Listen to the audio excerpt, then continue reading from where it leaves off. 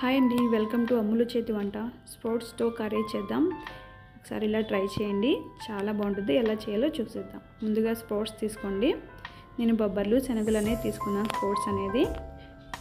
ఈ స్ప్రౌట్స్ అనేది ఉడకపెట్టుకుందాం. కుక్కర్లో స్ప్రౌట్స్ వేసుకొని కొంచెం వాటర్ వేసుకొని 3 టమాటాలు కూడా వేసుకొని కుక్ చేసుకోవాలి. ఒక 5 విజిల్స్ వచ్చేంత వరకు కుక్ చేసుకోండి. ఒక 5 విజిల్స్ వస్తే బాగా కుక్ అవుతుందండి స్ప్రౌట్స్ అనేది.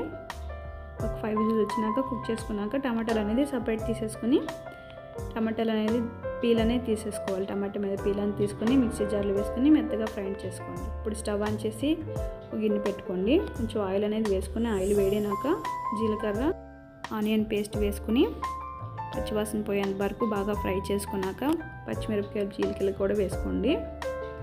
ఇలా పచ్చిమిరపకాయలు చీలికలు వేసుకుని బాగా ఫ్రై చేసుకోవాలి. కొంచెం సాల్ట్ పసుపు వేసుకుని ఫ్రై చేసుకోండి. ఒకసారి అలా మూత పెట్టుకోండి.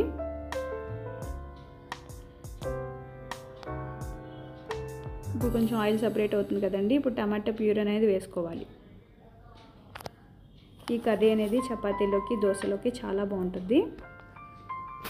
చాలా టేస్టీగా కూడా ఉంటుంది.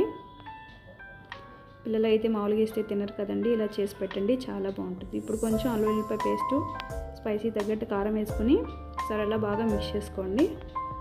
ఆయిల్ సపరేట్ అంత వరకు బాగా ఫ్రై చేసుకున్నాక ఇప్పుడు స్ప్రౌట్స్ అనేది వేసేసుకోవాలి. ఉడకపెట్టిన స్ప్రౌట్స్ ఉంటాయి కదండి, నేను వేసేసుకోవాలి. కొంచెం వాటర్ కూడా వేసుకొని కుక్ చేసుకోవడమే. కొంచెం కరివేపాకు వేసుకొని కుక్ చేసుకోనండి. ఈ స్ప్రౌట్స్లో అండి బెనిఫిట్స్, శరీరంలో విటమిన్ సి ఎక్కువగా ఉంటుందండి. ఈ స్ప్రౌట్స్లో ఐరన్, జింక్, కాల్షియం ఎక్కువగా ఉంటుంది. ఇప్పుడు ఫైనల్గా కొత్తిమీర వేసుకొని వేడివేడిగా సర్వ్ చేసుకోండి. చపాతీలోకి అయితే చాలా బాగుంటుంది. స్ప్రౌట్స్ కర్రీ అనేది రెడీ అయిపోయింది. Thank you.